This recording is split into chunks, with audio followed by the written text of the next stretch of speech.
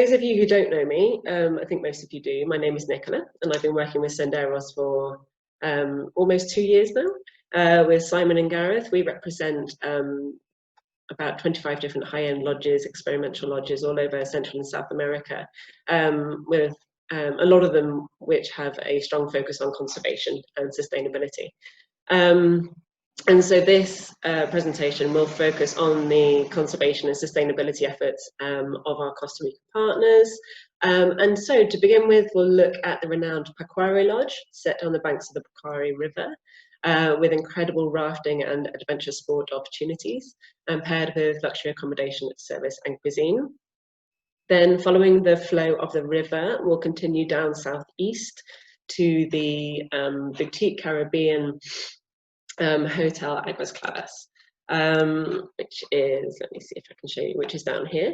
And then we'll cross the country, across the Isthmus, down to the southwestern point of Costa Rica to the absolutely amazing Lapa Rios Rainforest Lodge with its prolific wildlife, which since last year has got the same owners as Pacuare. And then we'll zip up the coast all the way up here to Kasiiya Papagayo, an extraordinary wilderness retreat with only 5 tented suites, set in its own picture-perfect peninsula and direct access to 3 incredible beaches. I might not be able to answer any questions during the presentation, the webinar today, but I'll stop sharing at the end. And so if you have any questions, please do put them in the chat. And I'll also be sending a recording of this to everybody so that you have it on our YouTube channel, and you can also see all of our other webinars there as well. And you can send me any follow-up questions from that too. So I'll start with the incredible Pacuare Lodge, a member of the National Geographic Unique Lodges of the World. This is a luxury tropical rainforest lodge, which is raft in, raft out, set on the pristine Pacuare River, which is this river here. With sustainability at its core, they've been able to create a centre where adventure and luxury are combined while also protecting the environment and community around them. So this is the rafting in and rafting out area. Firstly, I'll quickly summarise how to arrive and depart. So departing, arrival, you depart from San Jose at about 6:30 in the morning. San Jose is here. And it's a 1.5 hour drive through the Central Highlands, and you stop for a Tico breakfast in the mountains, before then continuing for another 1.5 hours through the mountains and Turrialba to the put-in area at Linda Vista. And then it's a 1.5 hour gentle rafting to the lodge on the wide river and going past banks of thick forest. And then after your stay, you have another rafting opportunity. This time it's 3.5 hours of rafting further down the Pacuare River. And that includes a stop at a beach for a picnic lunch. And so this then takes you down this way. And the takeout point is near Siquires, which is here. And then it's about a 3-hour drive back to San Jose. Or you can carry on down the coast to other parts, or Puerto Viejo, where Aguas Claras is located. If people don't necessarily want to raft in or raft out, and there is actually an age restriction for the rafting in and rafting out, then you can go by land. This will involve going by the roads as per normal, and then you change to a 4x4 vehicle to go deep into the forest, and then you're taken across the river by it's like a small cable car. And you can also arrive by helicopter, and it's only a 20-minute journey from San Jose. Okay, I'm going to give you a little bit of a story about the lodge, behind the lodge. Basically, the lodge is located in what is called the Pacuare Protected Zone. And this is a protected area of incredible natural beauty, which begins near Siquires and covers about 25,000 acres down towards the Talamanca mountain range in the south. And this means it's subject to high annual rainfall and also borders the lowlands, making it an area of really rich in biodiversity.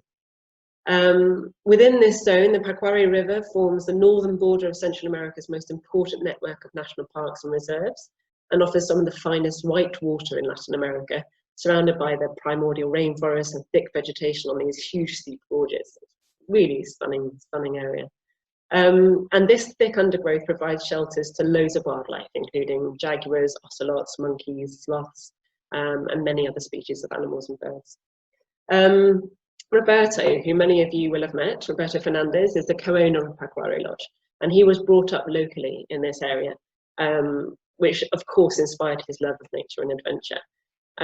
His first trips down the Rivantason River, which is the other good rafting river in the area, was in a raft designed for swimming pools with life vests from an airline and wooden paddles, which surprised a few American tourists that were coming to that region at the time. A few years later, he began working as a rafting guide in one of the first rafting companies to be established. And the whole time he was dreaming of starting his own business. So in 1987, he founded Aventuras Naturales, the company that built the Pacuare Lodge in 1995. So at the age of 24, he had already purchased 14 acres of land along the Pacuare River. And this was the first steps to building a lodge where he felt that tourists could come and enjoy the beauty of the river and the nature that it surrounds it. So the construction, as you can imagine, was fairly tricky, being so kind of isolated in the jungle. But it was done with minimal impact on the surrounding forest and river. So no trees were cut down to accommodate the bungalows and main lodge. The buildings used lumber from a reforestation project run by small farmers. The thatch roofs were made by local Cabecca Indians in their traditional style, using palm trees collected in their forest reserve. So today, 22 years later, he's still putting his heart into this adventure with plenty of effort, dedication, persistence, and passion. So together with Luce, his wife, and collaborators, they've made a major effect to conserve the wilderness around the lodge. So they now have 340 hectares of protected forest, a reserve which forms part of the Babia Biological Corridor and borders the land of the Nari Awairi indigenous community, which is also home to some of their staff who hike to work every day. The reserve is used specifically to protect the local ecosystem and to offset the atmospheric carbon created by the vehicles. The end result being that a lot of their tours are actually carbon neutral. And with help from the guests, they also support scientific research under a national jaguar monitoring program, which has helped identify 10 jaguars and many other animals that live in the reserve. I think many of you may already know about the essence of the lodge, so I'll give a brief overview of the rooms and facilities, then delve a little bit deeper into what makes them stand out with their sustainability accomplishments. So the Jaguar Villa at 350 square meters is the most spacious and luxurious of the rooms, with enough space for 5 guests. It features a large plunge pool and small deck and a tree with a wooden bridge out to it. All of the suites and villas are really spacious, beautifully refined and elegant, with expansive open areas to better experience the natural environment and with the interior living spaces screened and protected from the elements. They feature outdoor showers, spring-fed fountains and pools, extensive terraces with hammocks and comfortable lounges, all laid with the beautiful teak floors, hardwood furniture and bamboo accents which complement the soft and colourful furnishing.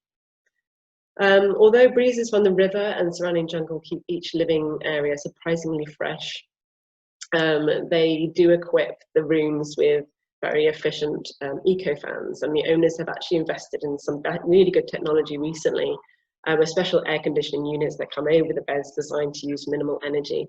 I think they use between 60 and 80% less than a normal air conditioning unit.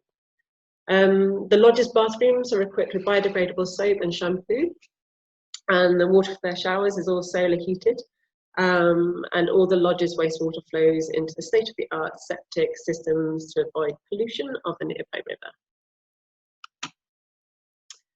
The Canopy Villa is the next category down from the Jaguar Villa. It's isolated on the hill just above the property, so it has these incredible views over the canopy and over the river and the property itself. It's got its own small drive and a pathway, got a huge large interior and hanging bridge out to a deck in the tree for dining and 360-degree viewing. Before renovation this year, this was also called the honeymoon suite, if people are already familiar with it. So they have 7 Linda Vista suites, so they have 20 suites altogether. Not to mention that, which are also exquisitely designed. These particularly have some very tastefully curated, bright, fresh furnishings mixed in with handmade Cabakar pieces. So Cabakar is the local indigenous community, which you'll see in a moment. And they have all of these kind of wall hangings and beautiful cushion covers and lamps, but all made from natural fibres that the local surrounding communities have made. These suites have spacious wraparound decks, huge padded swinging chairs, living areas which can accommodate extra beds, 1 large master bedroom, indoor and outdoor showers, and a refreshing natural water plunge pool.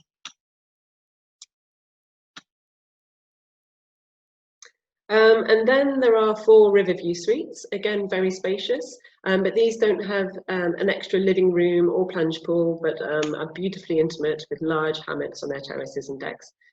These are slightly more secluded, more set back from the pathway, so they give a little bit more privacy. And then there are 7 garden suites, which is in the leading category, and those closest to the common areas. These mostly all have king-size beds, but 2 of the rooms have 2 queen beds, so they're suitable for families wanting 2 rooms. Yeah, these would be ideal for people traveling together or families who want to be close to one another. So the food, organic food at Pacquiao Lodge is the rule, not the exception. At the on-site restaurant, diners can enjoy dishes of exceptional quality, incredible freshness and loads of flavour. Considering the lodge is deep within the forest, it's incredible to see a cuisine that just comes up with all these different inspirations and flavours. The ingredients they use are all locally sourced and organic. Most of the fruits, vegetables, tubers and herbs are actually grown in their own organic farm, which is located on the slopes of the nearby Turrialba volcano, which is also where Roberto and Luz come from. Their menu reflects what's available throughout the seasons, and they also raise free-range chickens, goats, providing the lodge with fresh, conscientiously harvested meat, eggs, yogurt and delicious cheeses. So with this in mind, all of the kind of expert staff that you have, not only within the restaurant, but the rest of the lodge, are local Costa Ricans, and they're also from the small towns and indigenous communities nearby. So through dedicated training and sharing a vision of sustainable luxury, they've been able to create a sense of unity and pride among the employees, which is really evident in the quality of the food that they produce. Okay, so there are many different included experiences guests can take from the lodge. This is an example of a half-day hike to a local hidden waterfall deep in the forest. You can also combine this with going even deeper into the forest to another waterfall, which takes all day. There are daily sunrise bird watching walks around the property with a resident ornithologist, and pretty much guaranteed to see, 20 different birds within the grounds. There is a full day hike up the mountain behind the property to the indigenous village, which I mentioned earlier, the Cabakar village.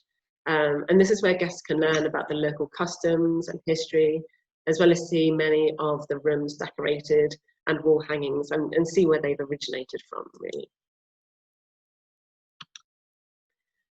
So the more adventurous guests can try their hand at waterfall rappelling on a route which takes in around 5 waterfalls. You've got at least 2 guides for kind of every 3 passengers. So there's a lot of kind of health and safety procedures in place. And then there are 10 long and really exhilarating zip lines. Again, all really well designed with excellent safety procedures. Some of them just go straight over the canopy and you can see for miles. One of Pacuare Lodge's newest and most coveted features is their iconic infinity pool. As you can imagine, it's a firm favourite of Simon's, being a pool fanatic. It's designed to have a minimum impact on the environment whilst also capturing the beauty of its surroundings. It's 20 metres with salt water, and it looks out over the banks of the river on one side and then comes back into the foliage of the forest on the other end. And the cool waters are a welcome change to the often hot and humid rainforest air and the water is kept at a constant 26 degrees Celsius. And this is due to some really innovative self-heating tiles which they've used. The spa has a long menu of treatments, given in the privacy of your own open air room, with sounds of the jungle that surround you. It's a really beautiful experience. They use only the purest natural sourced products in the treatments, as well as herbs and minerals and clays that are known in the indigenous communities for their calming and purifying properties. All of the energy that's used in the property is renewable and produced on site from a combination of sources. This includes using 120 different solar panels and micro water turbines. The bungalows are illuminated with lanterns and candles, and what little electricity is used at the lodge is clean energy generated by a turbine in the nearby stream.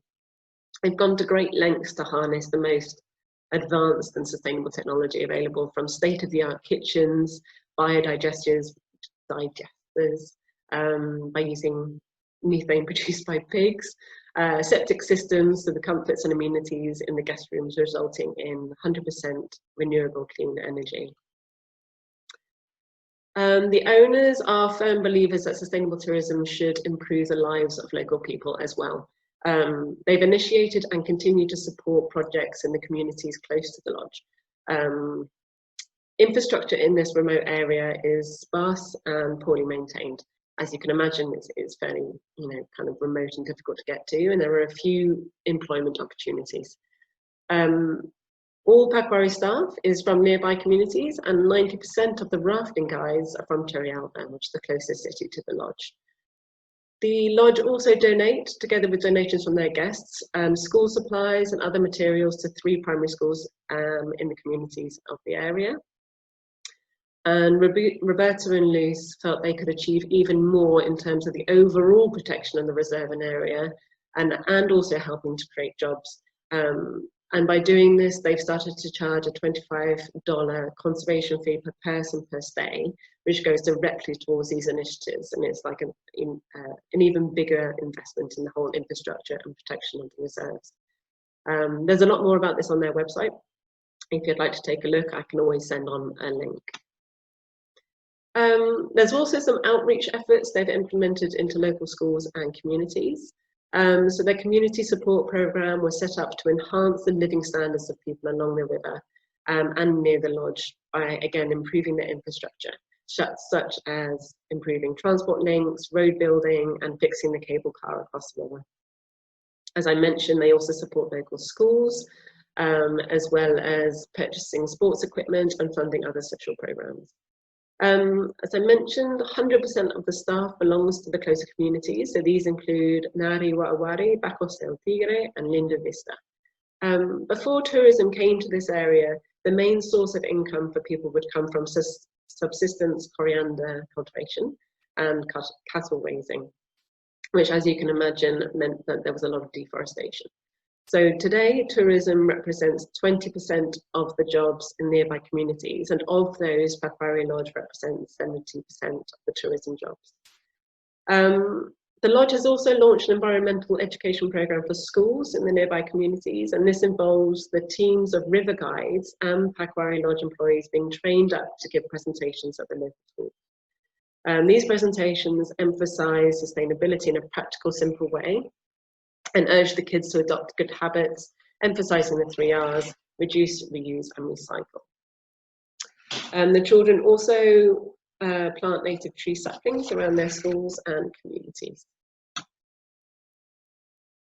So to the wildlife conservation, Roberto remembers, like, about 20 years ago when he would be rafting down the rivers, that he would find it very surprising that he would see no monkeys in the trees, and he knew that this would be their natural habitat. He later found out that this was due to human activity and a lot of hunting. So he then established contact with some biologists at the University of Costa Rica, who then recruited some students, and together they established the project of reintroducing the species to the area, species of the howler monkeys. They found an area not far from the river which had been home to the primates, and where agricultural expansion had destroyed practically all of the natural forest. There was still one troop there taking refuge in a small cluster of trees, not able to move on as there wasn't a corridor that the monkeys could use to move to a forested area. The team of scientists captured this particular troop of monkeys and brought them to Pacuare Lodge, which has been the base for the reintroduction and monitoring their behaviour ever since. And their study showed that even after 2 weeks in the lodge's reserve, the monkey's adaptation process was developing excellently, reinforced by the fact that a female who arrived pregnant gave birth during the 2nd week there, and all the signs in there since then have been really encouraging. And then they've also been awarded the Pacuare River Blue Flag Programme. So the Blue Flag Programme is normally awarded for kind of ecological efforts and cleanliness of waters on the coastal areas of Costa Rica. But the Pacuare River was awarded this in terms of watersheds. Pacuare Lodge, together with the local communities, spearheaded this process to get the Ecological Blue Flag Programme to recognise the Pacuare River's healthy environment and clean water. The Lodge also supports and collaborates with National University of Costa Rica on a project to study jaguars in the whole Pacuare protected zone. Scientists have identified a total of 14 jaguars in the 600 square kilometres directly around the lodge. And so this is actually the densest population of jaguars than any other conservation area in the country. And so now the lodge serves as a base for biologists working on the study and provides the researchers with food, lodging and logistical support. There are 24 digital cameras that were given to the biologists, and they placed them on the trails in the forest at 2-kilometre intervals in order to capture the images and help estimate the jaguar population. The jaguar was once common from southwest United States all the way down to Argentina, but in the past 100 years it hasn't actually been seen in this original range.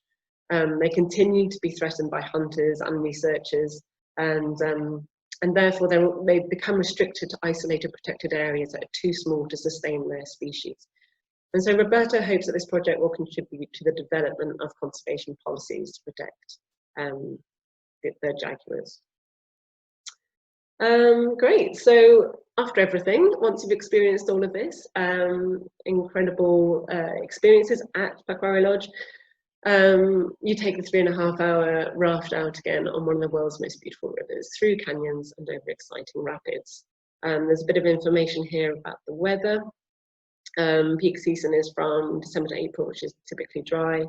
And then in the rainy season, river levels are higher. And so if the lodge feel that the river is too high or it's too dangerous, then they will look at that and they may take a decision as to whether to do the rafting or not, and because safety is always their priority.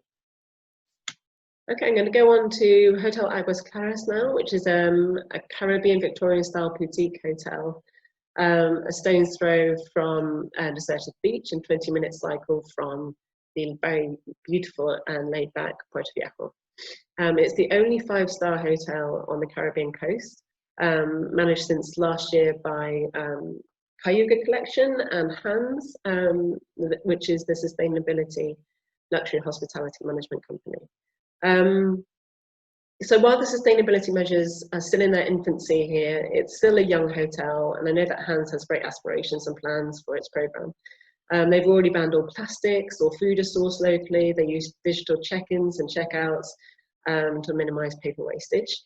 And if you were to take a look at the Cayuga Collection portfolio and properties, you'd see that they take sustainability extremely seriously. They have an input in the design, for example, the impacts of infrastructure on the surrounding environment. They consult on waste management, and they make sure that each of their properties are TECO owned with 100% TECO staff. So they're really dedicated to improving career opportunities as well as preserving the natural surroundings of each of their properties. Aguas Claras is located about an hour's drive south of the port city of Limon. So Limon is up here. This is about an hour's drive, all paved, going through lovely little towns and with glimpses of the ocean through the trees.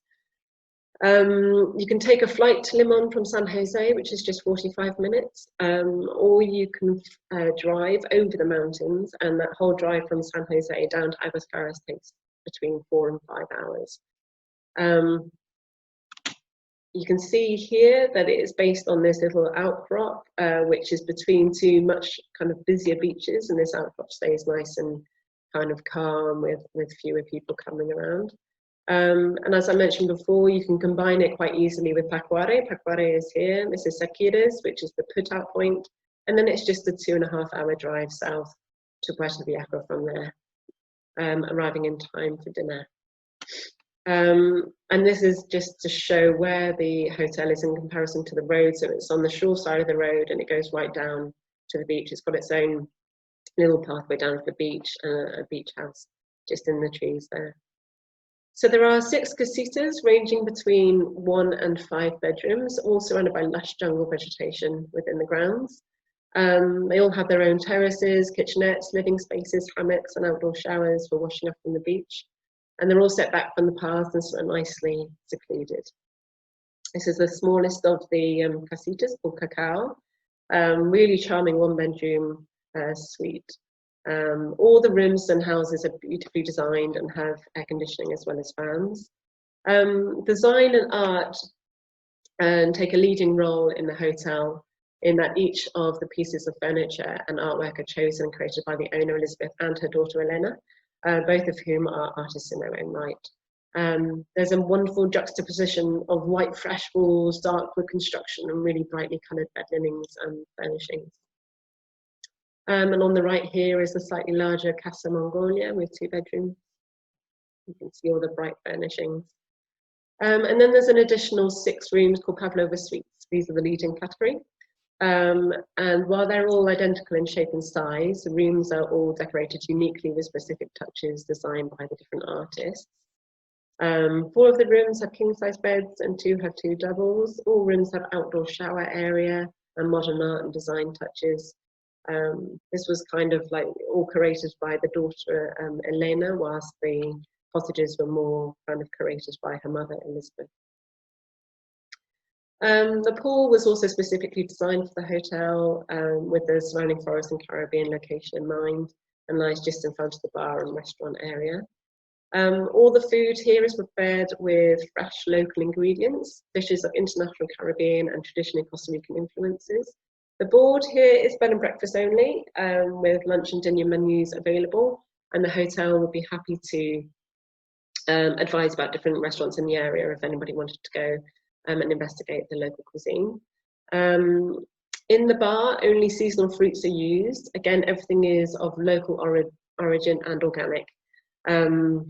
They've also implemented a digital restaurant menu via QR code on every cell phone. This also reduces the use of plastic, but also physical contact points and contributes to general hygiene. So they thought about this, particularly in the current climate. They have a beautiful new beach house which opened in January and offers freshly made dishes with local tropical ingredients as well as drinks throughout the day. It's called Daline, which means hanging out with friends in Jamaican patois. It's set back from the beach by only 30 yards. The sea here is safe to swim in. There are some rocks and currents to be aware of, but it's generally safe and calm. The excursions you can take in the area include kayaking in the local creeks and spotting wildlife. There's also a wildlife sanctuary where sloths, toucans and monkeys are rehabilitated and reintroduced into the wild. What was astonishing for me about this area is that the wildlife literally is everywhere, with so many sloths and monkeys and toucans and macaws in amongst the trees. In fact, there's one macaw which is endemic to this area called the great green macaw. And it's been reintroduced in the last few years, and so they had been absent from the whole area for many years, and the local community have come together with a research program to help with the reintroduction of that, so you can see them everywhere. We feel like this area has become known as the unspoiled Mammal Antonio for the abundance of wildlife and stunning coastline, really. And it also has a different kind of season to the rest of Costa Rica. So in October and September, when it might be raining in many other places, it's generally quite dry and it's all very warm. And so it kind of offers that good alternative to the other side, the Pacific coast. And now on to Lapa Rios. This incredible lodge opened in 1993 and has been a pioneering inspiration for eco lodges in Costa Rica ever since. So Roberto and Luz from Pacuare took the hotel over last year and took over from the last owners wanted to pass it on to trustworthy friends in the same industry and people who shared the same vision, essentially. They were a founding member of the National Geographic Unique Lodges, and this embodies the very same values that they hold close, which is authenticity, enrichment, and a dedication to preserving the planet's diversity. They're considered a pioneer in sustainable luxury lodges because it's maintained a strong commitment towards all these responsible practices and protecting natural and cultural heritage. They've won numerous awards and been featured in the press worldwide. And Lapa comes from the name for the scarlet macaw, which is spotted all around the lodge today. And the 17 bungalow hotel preserves more than 1,000 acres of primary and secondary rainforest and also assists in development of the local community. So Roberto and Luz have taken this on, and since the beginning of this year, for example, the hotel had been running solely on a diesel burning generator. That's now been turned off. And so from the beginning of this year, all of the energy has been replaced by clean, renewable energy systems, including solar panels and nano-turbines and hydropower. Their overall mission is to prove that a rainforest left standing is worth more than one cut down, and that responsible tourism can be profitable and therefore a successful vehicle for ensuring wilderness preservation. So to get to the lodge, it's located on the southern tip of Osa Peninsula, a wild and not easily accessed area covered in thick jungle. So to arrive there, you take a flight to Puerto Jimenez from San Jose, which is about an hour, and you travel down the west coast of Costa Rica, which is an incredible flight with amazing views. And then you're picked up by the lodge for the 45-minute drive along a dirt track, and along this dirt track you're passing quite a lot of cattle fields and forests, and you're already spotting numerous different bird species along the way. There are currently 17 rooms consisting of 11 bungalows, which are the original rooms, 2 premier villas and 4 Lapa villas. The latter 2 are the new ones which have been built since December.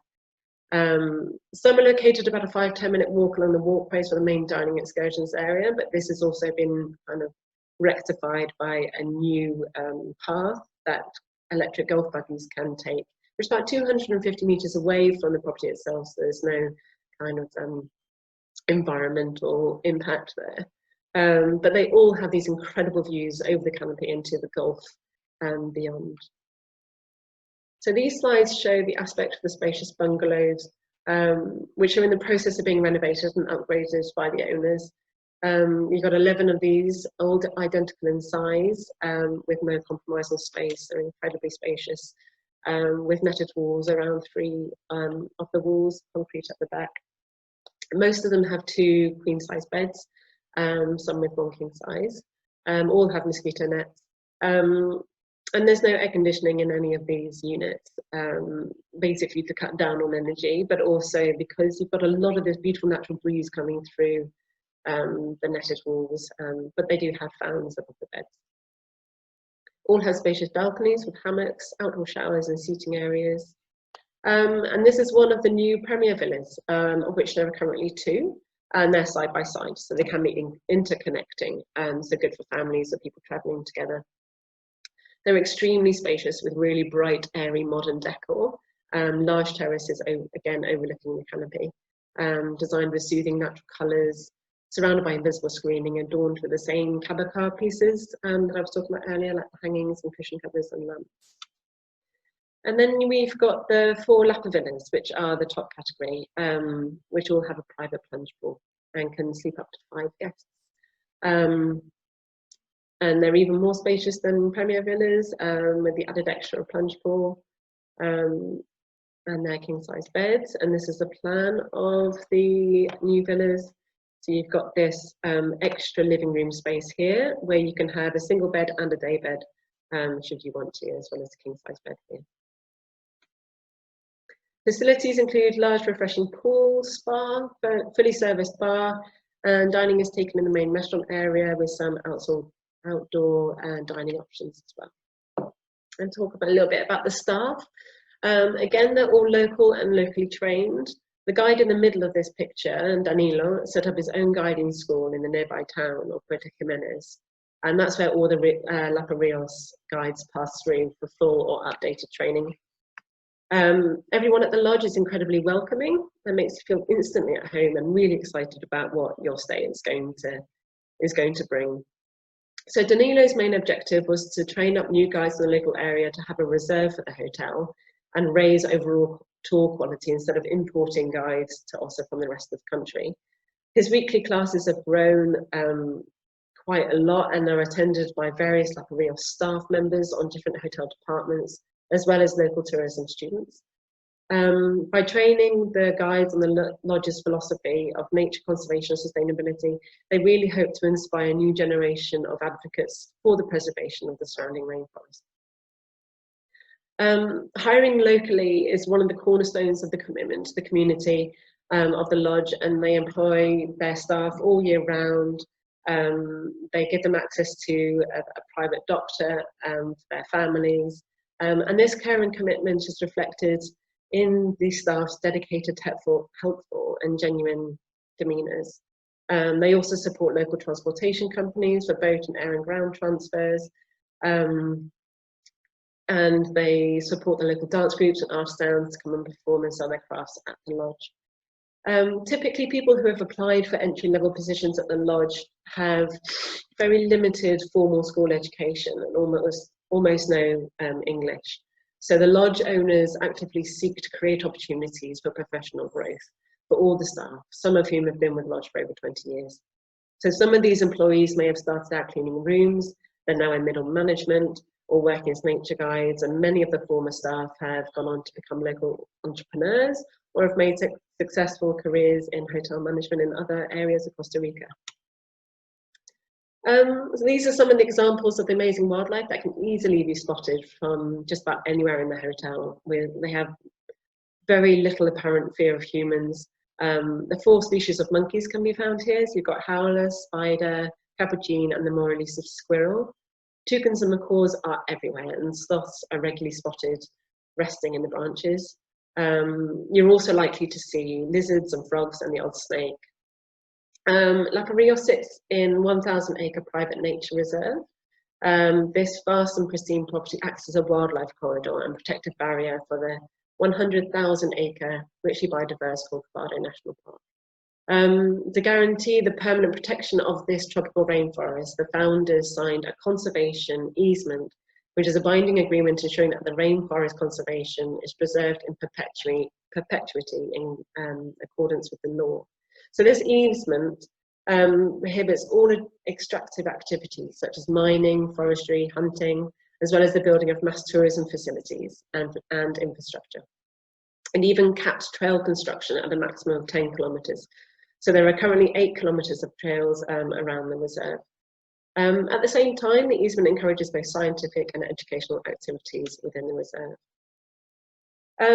So the Ossa Peninsula is one of the landscapes that can still support not only jaguar, but also margay, ocelot, jaguarundi, and puma. So over the years, Lapa Rios has supported various wildcat conservation programs and donating cameras and video equipment and offering the property to researchers. They've recently started offering room and board to scientists and field operatives, and they're considering having a full-time scientist on site. If you have any clients interested in taking a tour to visit these camera tracks or to monitor them, then do let us know, because I think the hotel would be very happy to hear that, and they're always welcome for donations for these camera traps as well. The lodge tries to keep their carbon emissions as low as possible through using solar energy generated at the lodge to heat water. If it happens to be cloudy, they have an energy-saving auxiliary water heater as a backup. All their products and amenities are 100% organic and Costa Rican, and they've always made a conscious effort to source as many products as they can from as close to home as possible. Since the very inception, they've had a 100% organic vegetable garden, which has been in development. Naturally, as you can imagine, it's quite difficult to maintain an organic garden in the jungle, what with hungry animals around and lots of wild spreading plants. But they've made progress through experimentation, and what they've also been able to do is educate local kind of remote farmers in organic farming to encourage their sustainable development. They also work closely with local suppliers to ensure that every product is organic. Every chicken is hormone-free, every cow is grass-fed, and they also support the Dock to Dish sustainable fishing program, making sure that the seafood will always come from just down the road. There's no plastic water bottles. They use bamboo straws, which are compostable instead of plastic straws, and all of their amenities are refillable in the rooms.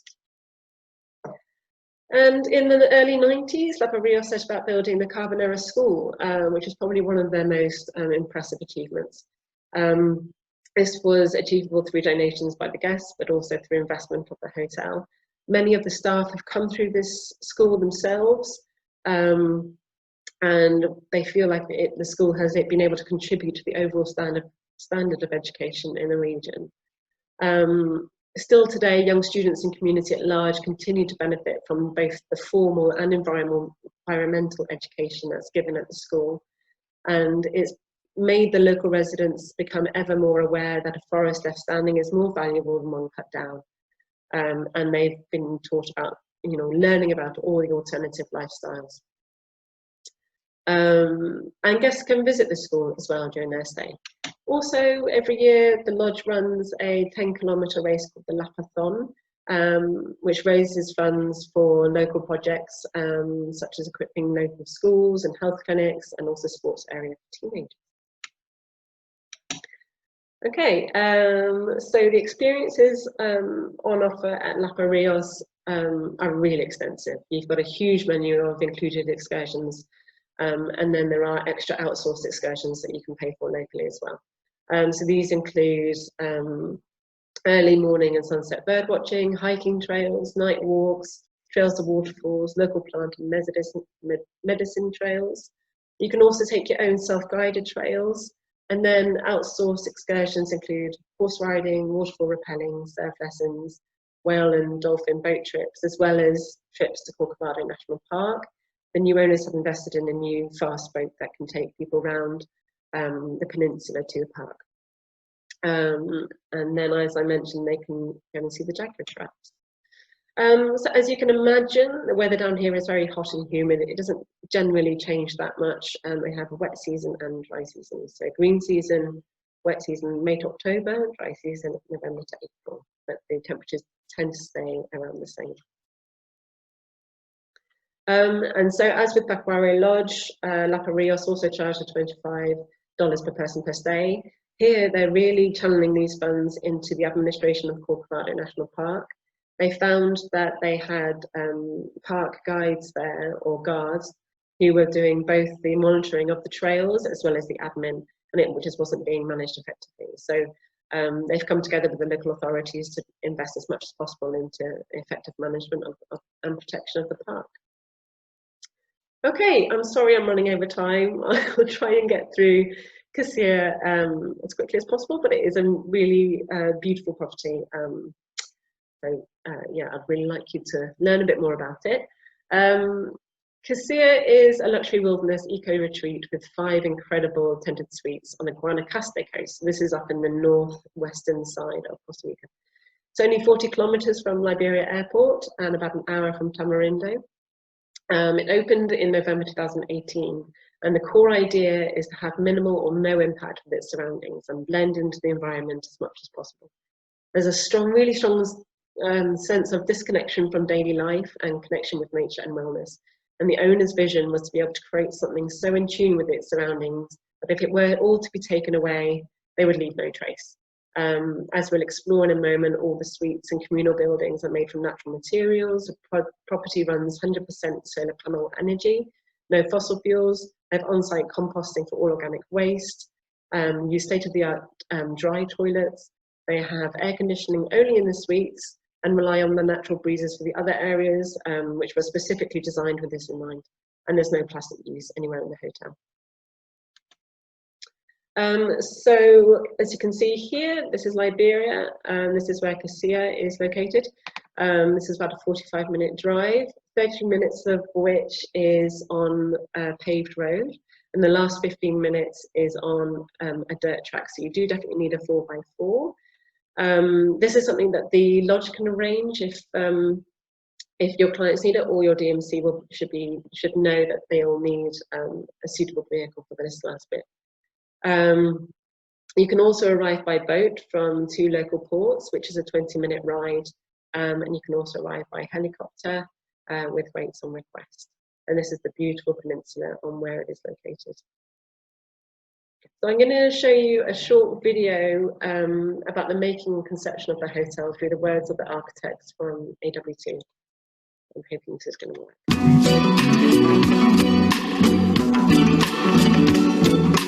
The environmental impact on the site had to be zero. It wasn't about minimizing the impact. It's about how not to impact. So we've worked a lot on environmental projects before, but this one was even more challenging.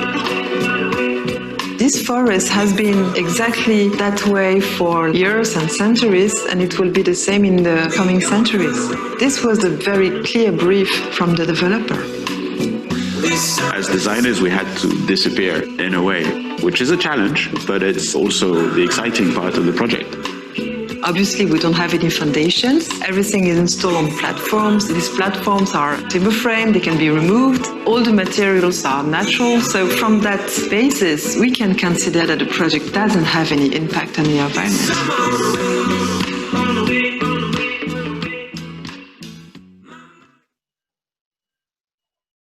Okay, great.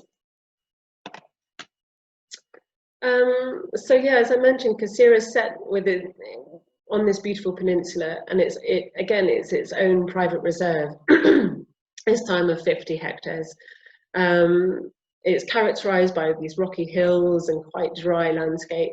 And the forest that you can see here is actually called dry tropical forest, which is only found in Guanacaste and maybe 2 other places in the world, which makes it a UNESCO Natural Heritage Site. They're protecting this area on purpose precisely because it is quite unique. This slide shows the long white sanded beach of Laguna Beach, which is here, which is directly accessible from the lodge's main cabana, which is set back in the trees here, and 3 of the suites, which are in the trees here. You may also be able to spot some of the lodge's buildings up on the top of the peninsula around here. So this is the kind of the sunset lounge and evening dining area. There's another suite perched here and another suite just around the corner on the other side. This is an excellent snorkeling area right here. You can access directly from the beach. I saw huge shoals of amazing fishes around here. And we also kayaked in this bay and stand-up paddleboards, and we saw a few turtles as well. If I show you the next slide, I can show you a bit more about how it's laid out. So this is Laguna Beach that we saw just a moment ago.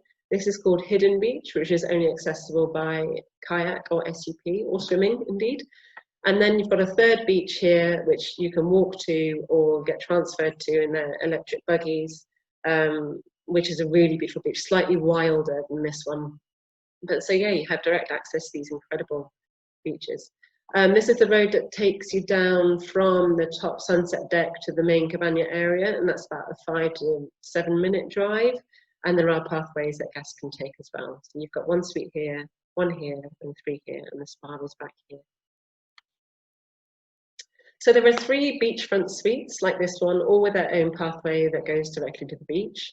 And then also a short walk from the main reception and dining area called the cabana.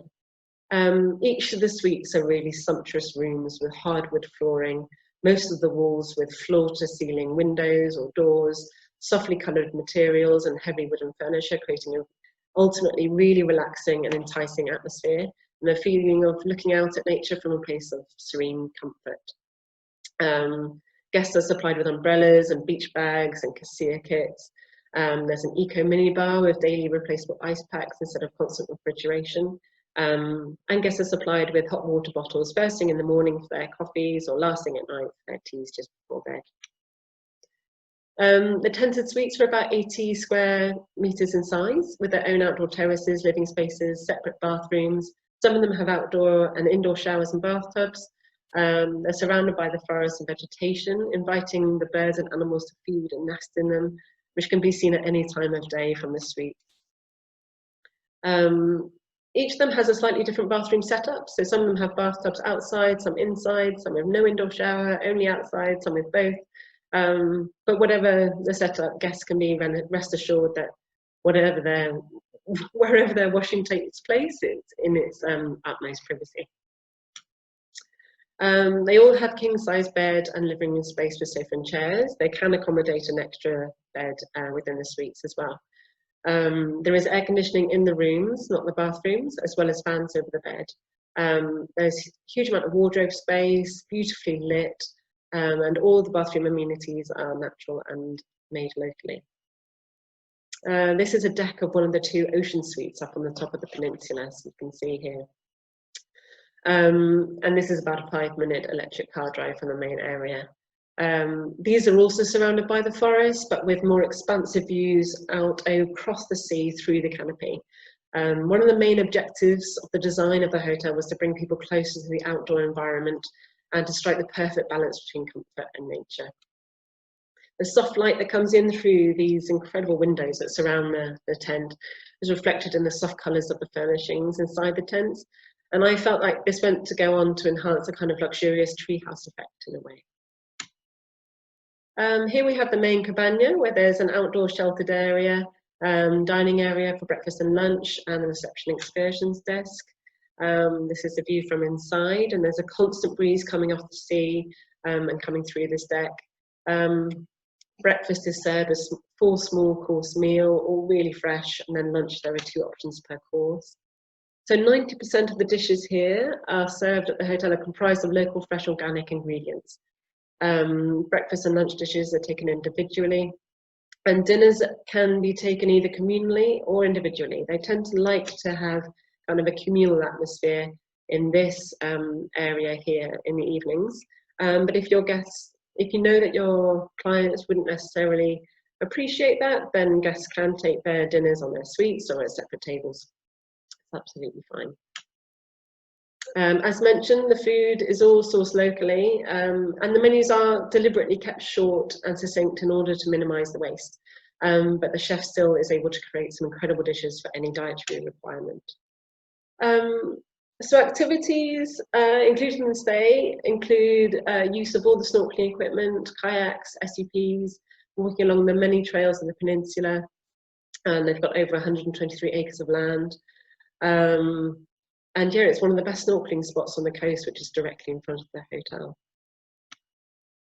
And to enhance the feeling of disconnection and wellness, the lodge offers programs including movement sessions led by Bruno, who's here. And he inspiringly teaches guests how to reconnect with their bodies and nature in a really unique way, taking aspects of disciplines such as yoga, Pilates, Tai Chi, and Capoeira.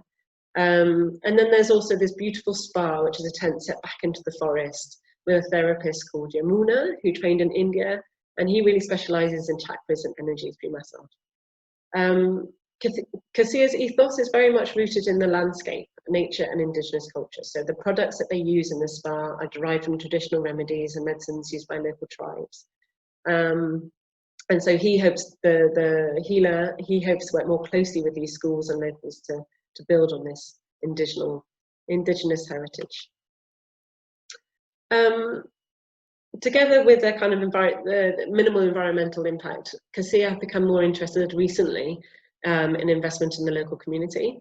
They very recently started working with the small town of Nueva Colón, which is a village of about 50 families. They first became associated with them because some people from the local community helped to help them fight a small fire which was near the grounds. And then during this whole pandemic, they were quite concerned about how the community was coping. So they contacted the village's organised committee and learned that the families were helping each other as much as they could. But they needed more than the crisis. The villagers were more interested in talking about their dreams to improve the beauty of their village, so improving kind of the landscapes or the parks or the bus stops or the signs. And so Kasiiya jumped at the chance to be part of this project. And so Kasiiya were able to help by covering most of the costs, if not all the costs, of the required materials, as well as the basic community needs in this project. And by the end of the day, the whole village had signed up to come together and make this hope a reality. And here are some quotes from Simon, co-founder of Senderos, who visited Kasiiya in November. I remember him returning and feeling profoundly touched by his experience at Kasiiya, as was I, actually. He's a particular fan of swimming, I think, as many people know, and he tried out the freediving activity that they were just launching at the time. And I think this really had a big impact on him. And for example, this whole freediving new activity is a really good example of the innovative and creative ways the lodge seeks to help others connect with nature and themselves. And another guest I spoke to described his stay as transformational experience, which goes to show that not only do you come to find kind of the peace and quiet and serenity, you leave with this very much installed in you.